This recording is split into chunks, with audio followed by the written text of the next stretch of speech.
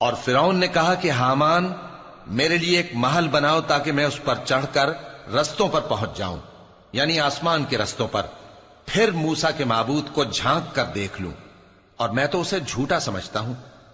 اور اسی طرح فرعون کو اس کے اعمال بد اچھے معلوم ہوتے تھے اور وہ رستے سے روک دیا گیا تھا، اور فرعون کی تدبیر تو بیکار تھی۔ اور وہ شخص جو مومن تھا اس نے کہا کہ بھائیو میرے پیچھے چلو، میں تمہیں بھلائی کا رستہ دکھاؤں گا۔ بھائیو یہ دنیا کی زندگی چند روز فائدہ اٹھانے کی چیز ہے، اور جو آخرت ہے وہی ہمیشہ رہنے کا گھر ہے۔ جو برے کام کرے گا اس کو بدلہ بھی ویسا ہی ملے گا، اور جو نیک کام کرے گا مرد ہو یا عورت جبکہ وہ صاحب ایمان بھی ہو تو ایسے لوگ بہشت میں داخل ہوں گے، وہاں ان کو بے حساب رزق ملے گا۔ اور اے قوم،